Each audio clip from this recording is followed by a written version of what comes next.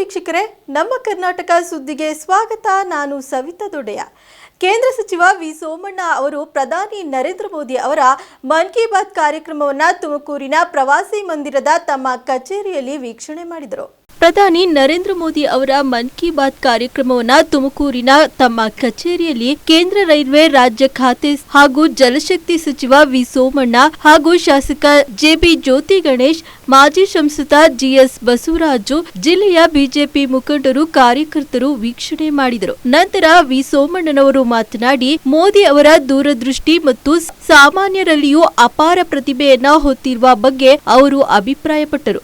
ದೇಶದ ಅಭಿವೃದ್ಧಿಗಾಗಿ ಸಾಮಾನ್ಯರಿಗೂ ಅವಕಾಶ ನೀಡಿದರೆ ಮುಂದುವರಿಯಬಹುದಾಗಿದೆ ಎಂದು ಅವರು ವಿವರಿಸಿದರು. ಪಹಲ್ಗಾಮ್ ದುರಂತ ಮತ್ತು ಕಸ್ತೂರಿ ರಂಗನ್ ಸಾವಿನ ಬಗ್ಗೆ ಮೋದಿ ಅವರು ಮಾತನಾಡಿದ ಮರುಭಾವದಲ್ಲಿಯೂ ರೈತರಿಗೆ ಸಾವಯವ ಕೃಷಿಯಿಂದ ಬದುಕು ಕಟ್ಟಿಕೊಳ್ಳಲು ಉತ್ತೇಜನ ನೀಡಿದರು. ದೇಶದ ಕಾಳಜಿ ಮೊದಲು ಆಗಬೇಕು ಎಂದು ಮೋದಿ ಅವರು ತಮ್ಮ ನುಡಿಯಲ್ಲಿ ಗಮನ ಸೆಳೆದರು. ತಪ್ಪು ಮಾಡಿದವರು ಯಾವ ರೀತಿಯ ಶಿಕ್ಷೆಗೆ ಒಳಗಾಗುತ್ತಾರೆ ಅನ್ನೋದನ್ನ ನೋಡಿ ಎಂದು ಪ್ರಧಾನಿ ಮೋದಿ ಅವರು ಮನ್ ಕಿ ಬಾತ್ ನಲ್ಲಿ ಮಾರ್ಮಿಕವಾಗಿ ನುಡಿದಿದ್ದಾರೆ ಎಂದು ವಿ ಸೋಮಣ್ಣ ಈ ವೇಳೆ ತಿಳಿಸಿದರು.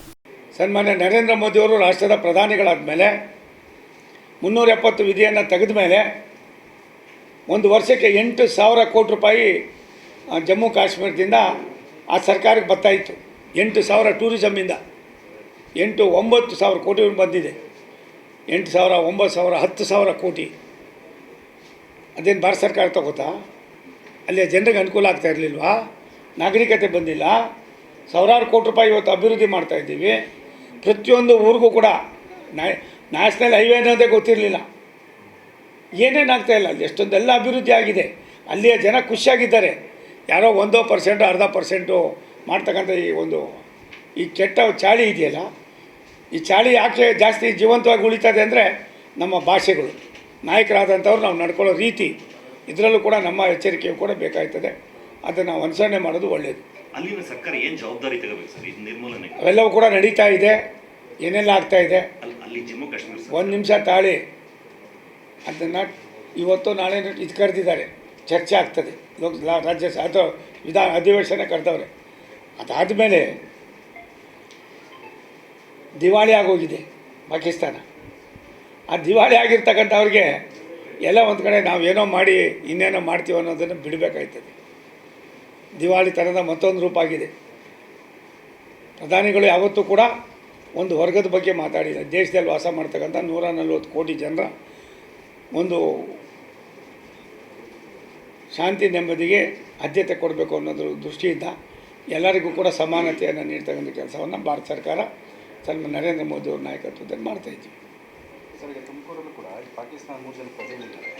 ಈಗಾಗಲೇ ಗೃಹ ಮಂತ್ರಿಗಳು ತುಂಬ ಚೆನ್ನಾಗಿ ಹೇಳಿದ್ದಾರೆ, ಪಾಕಿಸ್ತಾನದವ್ರು ಯಾರಿದ್ದಾರೆ ಜಾಗ ಖಾಲಿ ಮಾಡಿ ಅಂತ ಅಂದ್ಬಿಟ್ಟು. ಸರ್ಕಾರ ಯಾವುದೇ ಇರ್ಬೋದು, ಮತ್ತೊಂದು ಯಾವುದೇ ಇರ್ಬೋದು, ದೇಶ ದೊಡ್ಡದು, ದೇಶಕ್ಕಿಂತ ದೊಡ್ಡದು ಯಾರೂ ಅಲ್ಲ. ಮೊದಲ ಬಾರಿಗೆ ದೆಹಲಿಯ ನೂತನ ಸಂಸತ್ ಭವನದ ಆವರಣದಲ್ಲಿ ಜಗದ್ಗುರು ಬಸವೇಶ್ವರರ ಜಯಂತಿಯನ್ನ ಆಚರಿಸಲಾಗುತ್ತದೆ ಎಂದು ತುಮಕೂರಿನಲ್ಲಿ ಕೇಂದ್ರ ಸಚಿವ ವಿ ಸೋಮಣ್ಣ ಮಾಹಿತಿ ನೀಡಿದರು. ಬಾರಿಗೆ ನೂತನ ಸಂಸತ್ ಭವನದ ಆವರಣದಲ್ಲಿ ಜಗದ್ಗುರು ಬಸವೇಶ್ವರರ ಜಯಂತಿಯನ್ನ ಆಚರಿಸಲಾಗುತ್ತದೆ. ಈ ಸಂಬಂಧ ಮಾಹಿತಿ ನೀಡಿರುವ ಕೇಂದ್ರ ಸಚಿವ ವಿ ಸೋಮಣ್ಣ ಅವರು, ಇದೇ ಮೊದಲ ಬಾರಿಗೆ ಸಂಸತ್ ಭವನದಲ್ಲಿ ಬಸವಣ್ಣನವರ ಜಯಂತಿ ಆಚರಿಸಲಾಗುತ್ತಿದೆ. ಕಾರ್ಯಕ್ರಮದಲ್ಲಿ ಲೋಕಸಭಾ ಸ್ಪೀಕರ್ ಓಂ ಪ್ರಕಾಶ್ ಬಿರ್ಲಾ, ಕೇಂದ್ರ ಸಚಿವರಾದ ಅಶ್ವಿನ್ ವೈಷ್ಣವ್, ಪ್ರಹ್ಲಾದ್ ಜೋಶಿ, ಶೋಭಾ ಕರಂದ್ಲಾಜೆ ಮುಖ್ಯ ಅತಿಥಿಗಳಾಗಿ ಭಾಗವಹಿಸಲಿದ್ದಾರೆ ಎಂದು ಮಾಹಿತಿ ನೀಡಿದರು. 30ನೇ ತಾರೀಕು ರಾಷ್ಟ್ರದ ರಾಜಧಾನಿ ದೆಹಲಿಯಲ್ಲಿ ಬಸವ ಜಯಂತಿ ಏಪ್ರಿಲ್ 30ಕ್ಕಿದೆ. ಅದರ ಬಸವ ಜಯಂತಿ ಆಚರಣೆಯನ್ನು ಮೊದಲ ಬಾರಿಗೆ ದೆಹಲಿಯಲ್ಲಿ ಆಚರಣೆ ಮಾಡ್ತಾಯಿದ್ದೀವಿ. ಬಸವಣ್ಣವರ ಕಾಯಕ ಮತ್ತು ದಾಸೋಹ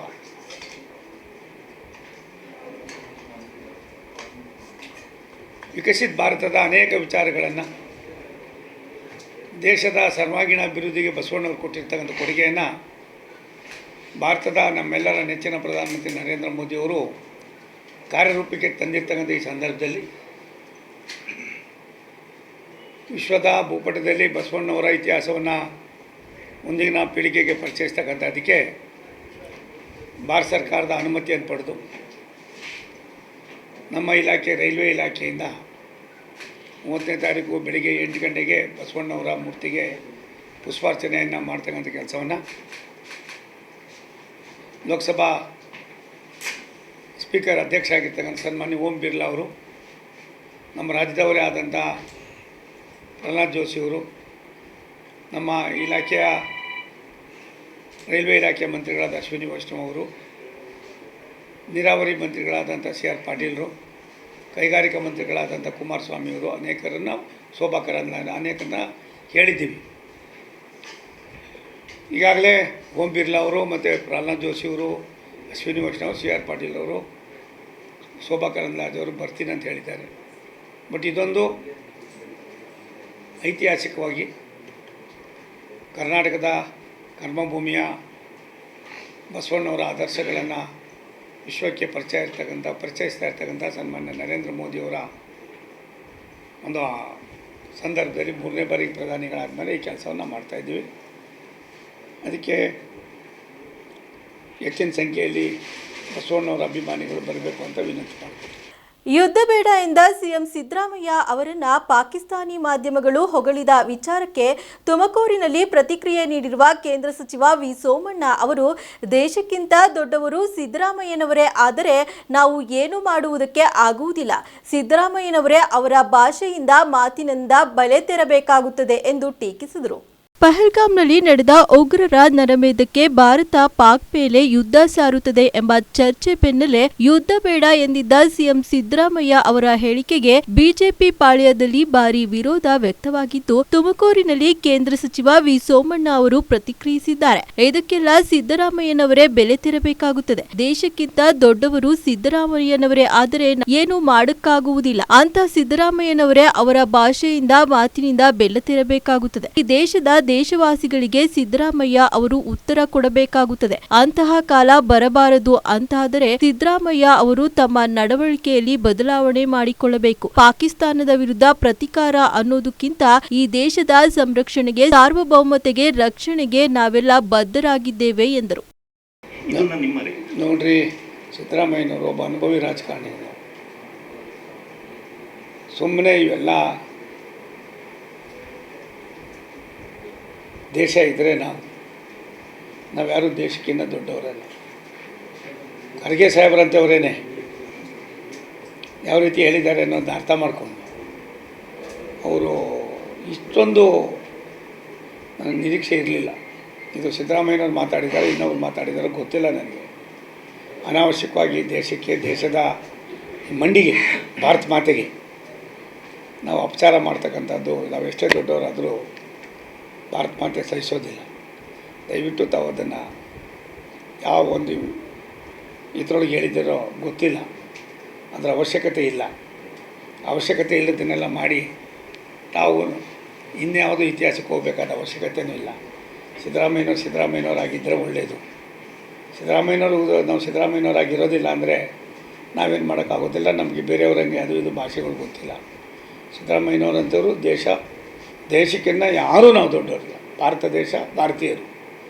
ಈ ದೇಶದ ಇತಿಹಾಸ, ಈ ದೇಶದ ನಡೆದು ಬಂದ ದಾರಿ ಯಾವ ರೀತಿ ಇದೆ ಅನ್ನೋದನ್ನು ಅರ್ಥ ಮಾಡಿಕೊಂಡು ಮತ್ತೊಮ್ಮೆ ಅವರು ಈ ರೀತಿಯಾದ ಭಾಷೆಗಳನ್ನು ಉಪಯೋಗ ಮಾಡೋದ್ರಿಂದ ಅಭದ್ರತೆಯ ವ್ಯವಸ್ಥೆಗೆ ನಾವು ಕೂಡ ಎಷ್ಟು ಮಟ್ಟಿಗೆ ಉತ್ತರ ಕೊಡಬೇಕಾಗ್ತದೆ ಅನ್ನೋದನ್ನ ಚಿಂತನೆ ಮಾಡಬೇಕು.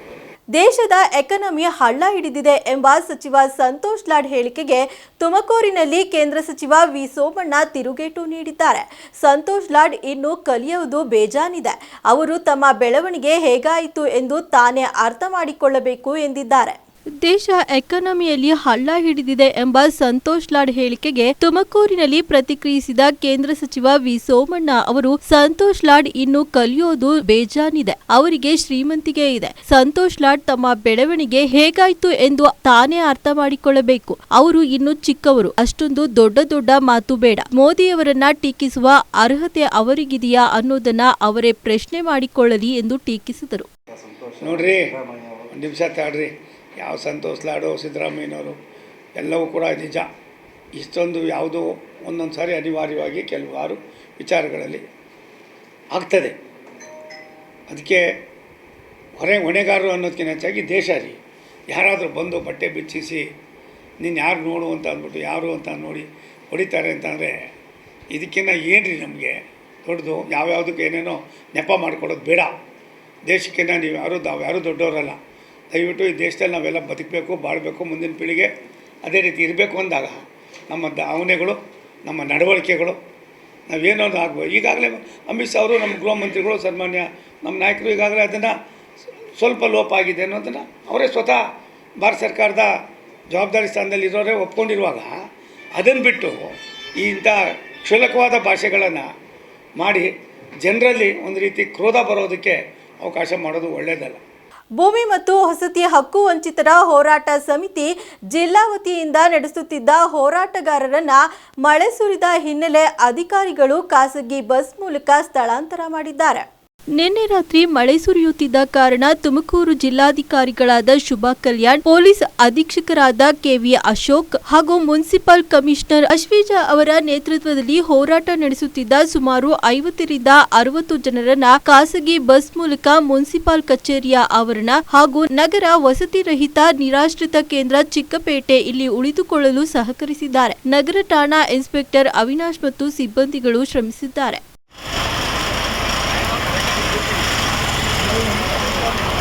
ಒಳಗಡೆ ಹೋಗಿ ಯಜಮಾನ್ರೆ.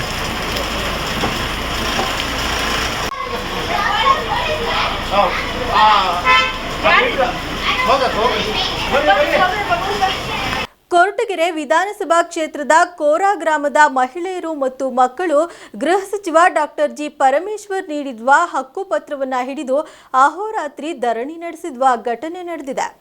ಕೊರಟಗೆರೆ ವಿಧಾನಸಭಾ ಕ್ಷೇತ್ರದ ವಸತಿ ರಹಿತ 40 ಬಡ ಕುಟುಂಬಗಳಿಗೆ 2003ರಲ್ಲಿ ಗೃಹ ಸಚಿವ ಡಾಕ್ಟರ್ ಜಿ ಪರಮೇಶ್ವರ್ ಅವರು ಹಕ್ಕುಪತ್ರ ವಿತರಣೆ ಮಾಡಿದ್ದರು. ನಂತರ ಅಧಿಕಾರಿಗಳು ಗ್ರಾಮದ ಫಲಾನುಭವಿಗಳಿಗೆ ನಿವೇಶನ ಅಳತೆ ಮಾಡಿ ಹಕ್ಕುಪತ್ರ ನೀಡಲೇ ಇಲ್ಲ. ಈಗ ಆ ಗ್ರಾಮದ ಸವರ್ಣೀಯರು ನಮ್ಮ ಗ್ರಾಮದ ಪಕ್ಕದಲ್ಲಿ ನಿವೇಶನ ನೀಡದಂತೆ ಅಡ್ಡಿಪಡಿಸುವುದಲ್ಲದೆ ನಿವೇಶನ ಜಾಗವನ್ನ ಒತ್ತುವರಿ ಮಾಡಿ ರಸ್ತೆ ಮಾಡಿಕೊಂಡಿದ್ದಾರೆ. ಚುನಾವಣೆ ವೇಳೆ ಫೇಕ್ ಹಕ್ಕುಪತ್ರ ನೀಡಿದ್ದಾರೆ ಎಂದು ಗ್ರಾಮಸ್ಥರು ಗೇಲಿ ಮಾಡುತ್ತಿದ್ದಾರೆ ಎಂದು ಫಲಾನುಭವಿಗಳು ಆರೋಪಿಸಿ ಕೋರಾ ಗ್ರಾಮದ ಬಡ ಜನರು ಧರಣಿ ನಡೆಸುತ್ತಿದ್ದಾರೆ. ಚುನಾವಣೆ ವೇಳೆ ನಕಲಿ ನಿವೇಶನ ಹಕ್ಕುಪತ್ರ ನೀಡಿದ್ರ ಡಾಕ್ಟರ್ ಪರಮೇಶ್ವರ್ ಸ್ವಂತ ಮನೆ ಇಲ್ಲದೆ ಹಲವು ವರ್ಷಗಳಿಂದ ಬಾಡಿಗೆ ಮನೆ ಗುಡಿಸಲುಗಳಲ್ಲಿ ವಾಸವಿರುವ ಫಲಾನುಭವಿಗಳು ಹಕ್ಕುಪತ್ರದಂತೆ ಅಳತೆ ಮಾಡಿ ನಿವೇಶನ ಹದ್ದುಬಸ್ತು ಮಾಡಿಕೊಡುವಂತೆ ಫಲಾನುಭವಿಗಳು ಗೃಹ ಸಚಿವರನ್ನ ಒತ್ತಾಯಿಸಿದ್ದಾರೆ. ಏತಕ್ಕಾಗಿ ಹೋರಾಟ, ಏತಕ್ಕಾಗಿ ಹೋರಾಟ, ಏತಕ್ಕಾಗಿ ಹೋರಾಟ, ಬೋಲೋ ಭಾರತ್ ಮಾತಾ ಕಿ ಜೈ. ಸರ್, ನಾವು ಭಾಳ ಒಂದು 20 ವರ್ಷದಿಂದ ಒಂದು ಬಾಡಿಗೆ ಒಂದು ಕಟ್ಕೊಂಡು ಹೋಗ್ತಾ ಇದ್ದೀನಿ. ಬಂದು ಕೊಡ್ತೀನಿ ಸೈಟು ಅಂತ ಅವರು ಬಂದಿರಲಿಲ್ಲ. ಟಿ ಪರಮೇಶ್ವರ್ ಅವರು ಇವತ್ತು ನಾಳೆ ಬರ್ತೀನಿ ಹಿಂಗೆ ಅಂತ ಅಂದರು. ಇವರು ಸೆಕ್ರೆಟ್ರಿಗಳು ಪಿ ಡಿಗಳು ಇವತ್ತು ಬಂದು ಎಲ್ಲ ಇದು ಮಾಡಿ ಮಾತಾಡ್ತೀನಿ ಎಲ್ಲ ಇನ್ನು ನೋಡ್ರಿ ಅಂತೇಳಿ ಅವ್ರು ಇವತ್ತೆಲ್ಲ ಖಾಲಿ ಮಾಡಿ ಅಂತಂದರು. ಸರ್, ನಾವು ಖಾಲಿ ಮಾಡಲ್ಲ, ನಾವು ಇಲ್ಲೇ ಇರ್ತೀವಿ. ಅದು ಬರೋವರೆಗೂ ನಾವು ಖಾಲಿ ಮಾಡಲ್ಲ, ಬರಬೇಕು ಆರ್ಡಿಸ್ ಮಾಡಬೇಕು ಸರ್. ಆಗ್ತಿಲ್ಲ ಸರ್. ಎಲ್ಲ ಜಾಗ ಎಲ್ಲ ತೋರಿಸಿದ್ದಾರೆ, ಜಾಗ ತೋರಿಸಿದ್ರು ಆದ್ರೂ ಸ್ವಲ್ಪ ಎಲ್ಲ ಲಿಂಗಾಯತರುಗಳೆಲ್ಲ ಇದು ಮಾಡದೆ ಕೊಡ್ತಾರೆ ಸರ್. ಕಟ್ಬೇಡ್ರಿ, ಇದು ಮಾಡಬೇಡ್ರಿ ಅಂತ ಹೇಳ್ತಾ ಇದ್ದಾರೆ. ಯಾವ ಥರ ಪ್ರಾಬ್ಲಮ್ ಯಾಕೆ? ಅದೇ ಇಲ್ಲಿ ಜನಗಳು ಈ ಮಟನ್ನು ಚಿಕನ್ನು ಎಸ್.ಟಿ ಎಲ್ಲ ಸಾಪರುಗಳು ಬಂದೆಲ್ಲ ಇದು ಮಾಡ್ತಾರೆ ಅಂತೇಳಿ ಎಲ್ಲ ಇದನ್ನ ಕೊಡ್ತಾ ಇದ್ದಾರೆ ಸರ್. ಲಿಂಗಾಯತಗಳು ಜಾಸ್ತಿ ದೇವ್ರು ಕೊಟ್ಟರು ಪೂಜಾರಿ ಕೊಡ್ತಾ ಇಲ್ಲ ಸರ್. ಅಷ್ಟೇ ಆ ಥರ ನಡೀತಾ ಇದೆ ಸರ್. ಅಲ್ಲಿ ಇದು 2023ದಿಂದ ಅಲ್ಲಿ 3 ವರ್ಷದಿಂದ ಹಿಂಗೆ ನಡೀತಾ ಇದೆ ಸರ್. ನಮ್ಗೆ ಅವೆಲ್ಲ 2023ರಾಗೆ ತುಮಕೂರಲ್ಲೇ ಕೊಟ್ಟಿದ್ರು ಸರ್. SIT ಎಲ್ಲ ಅವರೇ ಆಫೀಸಲ್ಲೇ ಕೊಟ್ಟಿಲ್ಲ. SIT ಒಳಗೆ ಅವರೇ ಸರ್. ಅವರು ಒಂದು ಫಂಕ್ಷನ್ ಇಟ್ಕೊಂಡಿದ್ರು. ಆ ಫಂಕ್ಷನ್ ಇಟ್ಕೊಂಡಾಗ ಎಲ್ಲ ಸಭೆಗಳೆಲ್ಲ ಎಲ್ಲ ಹೆಂಗಸರುಗಳು ನಾವು ನಮ್ಮ ಹುಡುಗರೆಲ್ಲ ಹೋಗಿದ್ವಿ ಸರ್. ಅಲ್ಲಿ ಅದು ಮುಂಚೆನೇ ಕರೆದಿತ್ತು ಸರ್. ಕರೆದು ಎಲ್ಲ ಕೊಟ್ಟು ಎಲ್ಲ ಮಾತಾಡಿ ಆಯಿತು ಬರ್ತೀನಿ ಅಂತೇಳಿ ಇದು ಮಾಡಿದ್ರು. ಇಂಥವ್ರಿಗೂ ಬಂದಿರಲಿಲ್ಲ ಅಷ್ಟೇ ಸರ್. ಮೀಟಿಂಗಲ್ಲಿ ಇಟ್ಕೊಂಡೋದ್ರಾಗೂ ಬರ್ತೀನಿ ಅಂತ ಹೇಳ್ತಾರೆ, ಬರೋದೇ ಇಲ್ಲ. ಅದೇ ನ್ಯಾಯ ಬೇಕು ಅಂತ ಸರ್. ಸಿದ್ದರಾಜು ಅಂತ. ಅಲ್ಲ ಸರ್, ನಮಸ್ತೆ. ನಾವು ಕೊರಟಗೆರೆ ಕ್ಷೇತ್ರ ತುಮಕೂರು ತಾಲೂಕು ಕೋರಾ ಗ್ರಾಮ ನಿವಾಸಿ. ನಮಗೆ 75 ಸೈಟ್ ಅಲ್ಲೇ ಮೊದಲೇ ಕೊಟ್ಟಿದ್ರು ಹಳೆಯದು.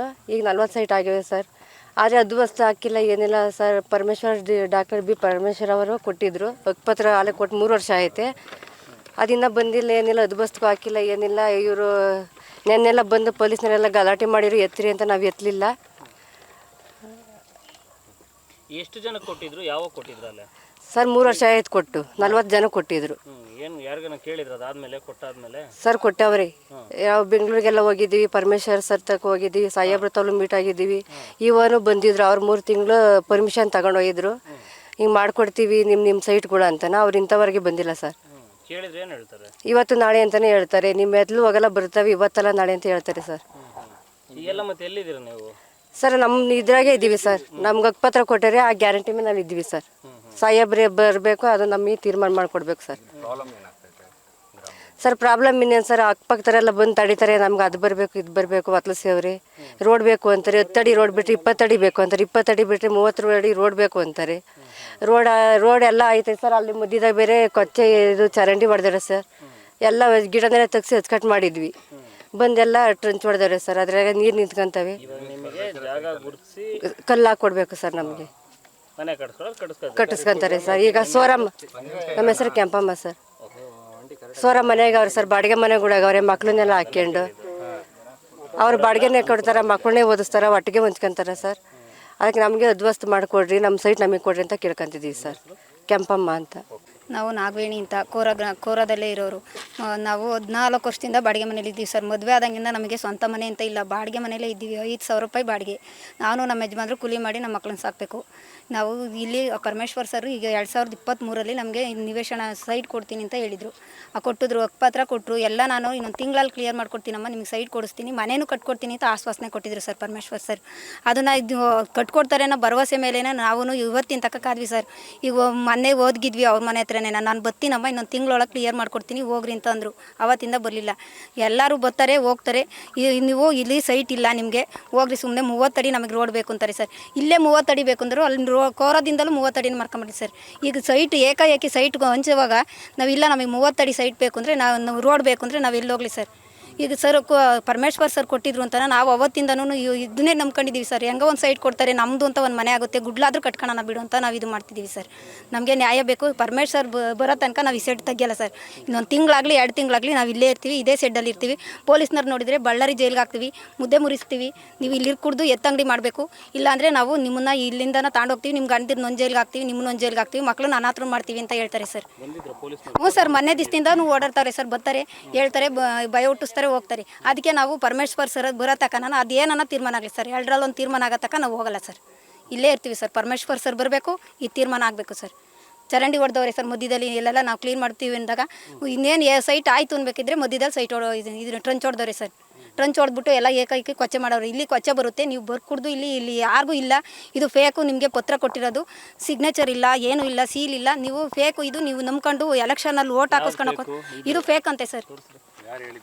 ಫೇಕ್ ಅಂತ ಇಲ್ಲೇನೆ ಎಷ್ಟು ಜನ ಹೇಳ್ತಾರೆ ಸರ್. ಮಂಡಲಲ್ಲೇ ಬೇರೆ ಬೇರೆ ಕೆಲಸ ಮಾಡೋರೆಲ್ಲನೂ ಹೇಳ್ತಾರೆ ಸರ್. ನೀವು ಇವರು ಸರ್ ತುಮಕೂರಲ್ಲೇ ಪರಮೇಶ್ವರ್ ಸರೇ ಕೊಟ್ಟಿದ್ದು ಸರ್. ನಾವು ಅವ್ರ ಕೈಯಿಂದನೇ ನಾವು ಇಸ್ಕೊಂಬಂದಿದ್ದು ಸರ್. ಪರಮೇಶ್ವರ್ ಸರೇ ಕೊಟ್ಟವ್ರೆ ಸರ್. ಇದು ಫೇಕ್ ಆದರೆ ಇದರಲ್ಲಿ ಫೋಟೋದಲ್ಲಿರೋರು ಫೇಕಾ ಸರ್? ಅವ್ರು ಬರೀ ಹಂಗಂತಲೇ ಹೇಳ್ತಾರೆ ಸರ್. ಇದು ಫೇಕು. ನೀವು ಇಲ್ಲಿ ನಿಮಗೆ ಯಾವ ಅಧಿಕಾರನೂ ಇಲ್ಲ, ಇಲ್ಲಿ ನಿಮ್ದು ಯಾರು ಸೈಟು, ನಿಮ್ಮ ಅಪ್ಪನ ಮನೆ ಸೈಟು ಅಂತ ಯಾಕೆ ಬಂದಿದ್ದೀರಾ ಅಂತ ಕೇಳಿದ್ರು ಸರ್ ಒಂದು ದಿವಸ. ಗ್ರಾಮದವರೇ ಸರ್. ಕೋರದ ಗ್ರಾಮದವರೇ ಅಷ್ಟು ಜನ ಆಗದೆ ಇರೋರು, ಜಾತಿ ಇದನ್ನು ಮಾಡೋರು, ಇಲ್ಲಿ ನಿಮಗೆ ಸೈಟ್ ಇಲ್ಲ ಅಂತಲೇ ಹೇಳ್ತಾರೆ ಸರ್. ನಾವು ಅದಕ್ಕೋಸ್ಕರ ಸರ್ ನಾವು ನ್ಯಾಯ ಸಿಗೋವರೆಗೂ ಪರಮೇಶ್ವರ್ ಬರೋ ತನಕ ನಾವು ಹೋಗಲ್ಲ ಸರ್. ಸರ್, ಕೋರ ಗ್ರಾಮದಲ್ಲಿ 40 ಜನ ಫಲಾನುಭವಿಗಳಿಗೆ 40 ಜನಕ್ಕೆ ಗ್ರಾಮ ಠಾಣಾ ಜಾಗದಲ್ಲಿ ಹಕ್ಕುಪತ್ರಗಳನ್ನು ವಿತರಣೆ ಮಾಡಿದರು. ವಿತರಣೆ ಮಾಡಿ ನಾವು ಈ ಜಾಗದಲ್ಲಿ ಬರೋದಕ್ಕೆ ಅಕ್ಕಪಕ್ಕದವರೆಲ್ಲ ಬಂದು ಹಕ್ಕುಪತ್ರ ಕೊಟ್ಟಾದ ತದನಂತರ ಇಲ್ಲಿ ಬಂದು ನಮಗೆ ದಾರಿ ಬೇಕು, ಇನ್ನೊಂದು ಮತ್ತೊಂದು ಬೇಕು ಅಂತೇಳಿ ಇಲ್ಲಿ ತಡೆ ಹೊಡ್ಕೊಂಡು ಕೂತ್ಕೊಂಡ್ರು. ಪಕ್ಕದ ಜಮೀನನ್ನು ಎಲ್ಲ ಸೇರ್ಕೊಂಡು ನಮ್ಮ ಮೆಂಬರ್ಗಳು ಇನ್ನೊಬ್ರು ಮತ್ತೊಬ್ಬರೆಲ್ಲ ಸೇರಿ ಇದನ್ನು ಸರ್ವೆ ಮಾಡಿಸಿದ್ರು. ಸರ್ವೆ ಮಾಡಿಸಿ ಸ್ಕೆಚ್ ಸಮೇತ ತೊಗೊಂಡೋಗಿ ಕೈ ಕೊಟ್ಟಿದ್ದೀವಿ. ಕೈ ಕೊಟ್ಟು ಇದನ್ನು ಸರಿ ಹೊಂದಿಸ್ಕೊಡ್ರಿ ಅಂತೇಳಿ. ಆಗ ಇಲ್ಲಿ 30 ಅಡಿ ದಾರಿನೂ ಇದೆ, 30 ಅಡಿ ಸೈಟು ಇದೆ. ಇಲ್ಲಿ ಯಾವುದೇ ರೀತಿಯಾದ ಸಮಸ್ಯೆಗಳಿಲ್ಲ. ಇಲ್ಲಿ ಪ್ರತಿಯೊಂದು ಕೋಮುವಾರಗಳಿಗೂ ಇಲ್ಲಿ ಸೈಟನ್ನು ಕೊಟ್ಟಿದ್ದೀವಿ. ಯಾರಿಗೇನು ಯಾವುದೂ ಸಮಸ್ಯೆ ಇಲ್ದಂಗೆ ಎಲ್ಲ ಇದು ಜಾತಿಯವರೆಗೂ ಎಲ್ಲರಿಗೂ ಕೊಟ್ಟಿದೆ. ಎಲ್ಲ ಸಮುದಾಯದವ್ರಿಗೂ ಕೊಟ್ಟಿದ್ದೆ. ಹೌದು, ಎಲ್ರಿಗೂ ಕೊಟ್ಟಿದ್ದೆ. ಕೊಟ್ಟರು ಇವರು ಯಾವುದೋ ಒಂದು ಒಳಂದೊಳಗೆ ನಮ್ಮವ್ರನ್ನ ಎತ್ಕಟ್ಕೊಂಡು, ನಮ್ಮ ದಲಿತರನ್ನು ಮತ್ತು ನಮ್ಮವ್ರ ಎಲ್ಲ ಎತ್ಕಟ್ಕೊಂಡು, ಇವರು ಜಾತೀಯತೆ ಎತ್ಕೊಂಡು ಒಳಂದೊಳಗೇನೆ ಜಾತಿ ರಾಜಕೀಯ ಬಿದ್ಕೊಂಡು ಗೊತ್ತಿಲ್ಲದಾಗೆ ನಮ್ಮನ್ನು ಮುಂದಕ್ಕಿಸ್ಕೊಂಡು ನಮ್ಮನ್ನು ತಡಿತಾವ್ರಿ ಸರ್. ತಡ್ಕೊಂಡು ಯಾವುದೋ ಲೋಕಾಯುಕ್ತಕ್ಕೆ ಹೋಗಿದ್ದೀವಿ, ಅದಕ್ಕೆ ಹೋಗಿದ್ದೀವಿ, ಇದಕ್ಕೆ ಹೋಗಿದ್ದೀವಿ, ಕೋರ್ಟ್ಗೆ ಹೋಗಿದ್ದೀವಿ ಅಂತೇಳಿ ಇವ್ರನ್ನ ನಮ್ಮನ್ನು ಹಿಂಗೆ ತಳ್ಕೊಂಡು ಹಿಂಗೆ ಕೆಲಸ ಮಾಡ್ಕೊಂಬರ್ತಾರೆ. ಎಲ್ಲ ಅಧಿಕಾರಿಗಳನ್ನ ನಾವು ಭೇಟಿ ಮಾಡಿದ್ದೀವಿ. ಹಗಲು ಒಂದು ದಿನ 3 ವರ್ಷದಿಂದಲೂ ಎಲ್ಲ ಅಧಿಕಾರಿಗಳು ನಾವು ಭೇಟಿ ಮಾಡಿದ್ದೀವಿ. ಭೇಟಿ ಮಾಡ್ಕೊಂಡು ಬಂದ್ರೂ ಇವತ್ತು ನಾಳೆ ಅಂತೇಳಿ ಅವರು ಅಧಿಕಾರಿ ವರ್ಗದವರು, ಅವರು ದುಡ್ಡು ಇರೋರು, ಅವ್ರು ನಮ್ಮನ್ನು ದಬ್ಬಾಳಿಕೆ ಮಾಡ್ಕೊಂಡು ತೊಳ್ಕೊಂಬತ್ತಾರೆ. ನಾವು ಹೋದಾಗ ಇವತ್ತು ಮಾಡ್ತೀನಿ, ನಾಳೆ ಮಾಡ್ತೀನಿ. ಕ್ಯಾಸ್ಟಿಸಮ್ ಸರ್, ಇನ್ನು ಬೇರೆ ಏನಿರಲಿ, ಕ್ಯಾಸ್ಟಿಸಮ್. ಲೋಕಾಯುಕ್ತ ಅಂತ ಹೇಳೋದು ಅದೇನು ಕಾರಣಕ್ಕೆ? ಲೋಕಾಯುಕ್ತ ಏನು ಕಾರಣಕ್ಕೆ ಅಂತಂದರೆ ಇಲ್ಲಿ ಇದು ಇನ್ನು 30 ಅಡಿ ದಾರಿ ಬೇಕು, ಇನ್ನೊಂದು ಮತ್ತೊಂದು ಬೇಕಂತ ಇದೆ ಯಾವುದೋ ಒಂದು ಕಾರಣ ಹುಡುಕೊಂಡು ಇವೆಲ್ಲ ಹೋಗ್ತಾ ಇರೋ ಸರ್. ಇಲ್ಲ ಸಲ ಕಾರಣಗಳು ಹುಡ್ಕೊಂಡು ನಮ್ಮನ್ನು ದಾರಿ ತಪ್ಪಿಸ್ಕೊಂಡು ಈ 40 ಜನನು ಹಕ್ಕುಪತ್ರ ಕೊಟ್ಟು ಎಲ್ಲರೂ ಸಾಹೇಬ್ರೆ ಕೊಟ್ಟವ್ರೆ. ಇನ್ನು ಆಶ್ರಯ ಕಮಿಟಿ ಅಧ್ಯಕ್ಷರಾದಾಗ ಸಾಹೇಬ್ರೆ ಕೊಟ್ಟವ್ರೆ, ನಮ್ಮ ಪರಮೇಶ್ವರ್ ಸಾಹೇಬ್ರೆ ಕೊಟ್ಟಿದ್ದಾರೆ. ಮಾಡಿದ್ದೀವಿ ಸರ್. ಅವ್ರೇನು ಮಾಡಿದ್ರು, ಮೊನ್ನೆ ಒಂದು ತಿಂಗಳು 1.5 ತಿಂಗಳಲ್ಲಿ ಹೋದಾಗ ನಡ್ರಪ್ಪ ಅಧಿಕಾರಿಗಳು ಕರ್ಕೊಂಬಂದು ಎಲ್ಲ ಸರಿಪಡಿಸ್ಕೊಡ್ತೀನಿ ಅಂತ ಹೇಳಿದ್ರು. ಸರಿಪಡಿಸ್ಕೊಡ್ತೀನಿ ಅಂದಾಗ ಬಂದು ನಾವು ಇಲ್ಲಿ ಮತ್ತೆ ತಿರ್ಗಿ ಎಲ್ಲ ಅಧಿಕಾರಿಗಳನ್ನ ಭೇಟಿ ಮಾಡಿವಿ. ಅವರು ನಾವು ಬರೀ 3 ಜನ ನಾನು ಹೋಗ್ತಾ ಇರೋದು. ನಾವು 3 ಜನ ಹೋಗ್ತಾ ಇರ್ತೀವಿ. ಇವ್ರು ಯಾರೋ ಬರ್ತಾ ಏನು ದಾರಿಗೋ ದಾಸ ಇದ್ದರು ಅಂತ ತಿಳ್ಕೊಂಬಿಟ್ಟಿದ್ದಾರೆ ನಮ್ಮನ್ನು. ಅರ್ಥ ಆಯ್ತಾ? ನಾವು ಇಲ್ಲೇನು ಅನ್ನೋದು ಗೊತ್ತಿಲ್ಲ. ಫಲಾನುಭವಿಗಳಿಗೆ ಬೆಲೆನೇ ಇಲ್ಲ ಇಲ್ಲಿ. ಏನಕ್ಕೋ ಬರ್ತಾರೆ, ಏನಕ್ಕೋ ಹೋಗ್ತಾರೆ ಅಂತೇಳಿ ಇದನ್ನೇ ಕಾರಣ ಇಟ್ಕೊಂಡು ಬರೋದು. ಹೋದಾಗ ಏನೋ ಒಂದು ಸಬು ಬೆಳೆದು ಕಳ್ಸ್ಕೊಡೋದು, ಇದೇ ಕೆಲಸ ಮಾಡಿಬಿಟ್ರು. ತುಮಕೂರು ಜಿಲ್ಲೆನಲ್ಲಿ 2 ಸಚಿವರಿದ್ದಾರೆ ರಾಜ್ಯ ಸರ್ಕಾರದ. ಹೌದು ಸರ್. ಕೇಂದ್ರ ಸರ್ಕಾರದಲ್ಲಿ ಮಂತ್ರಿಗಳಾಗಿದ್ದಾರೆ. ಹೌದು. 3 ಜನ ಮಿನಿಸ್ಟರ್ಗಳಿದ್ರು ನಿಮ್ಮ ಸಮಸ್ಯೆ ಬಗೆಹರಿದಿಲ್ಲ? ಇಲ್ಲ ಸರ್, ಬಗೆಹರಿದಿಲ್ಲ ಸರ್. ಬಗೆಹರಿಸಕ್ಕೆ ಯಾರೋ ಇಲ್ಲಿ ನಮ್ಮ ಕಡೆಗೆ ಗಮನನೇ ಕೊಡ್ತಾರೆ. ಅದೇ ಹೋದಾಗ ಯಾವುದೋ ಒಂದು ಕಾರಣ ಹೇಳ್ತಾರೆ.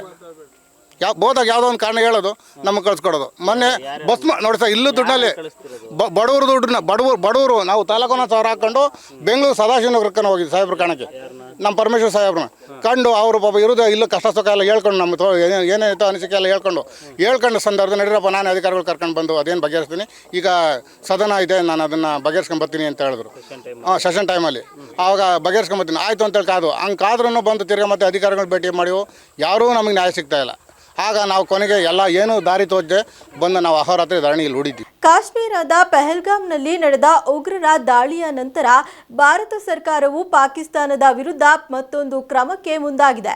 ಭಾರತದಲ್ಲಿ ಹಲವು ಪಾಕಿಸ್ತಾನಿ ಯೂಟ್ಯೂಬ್ ಚಾನೆಲ್ಗಳನ್ನು ನಿಷೇಧಿಸಲಾಗಿದೆ.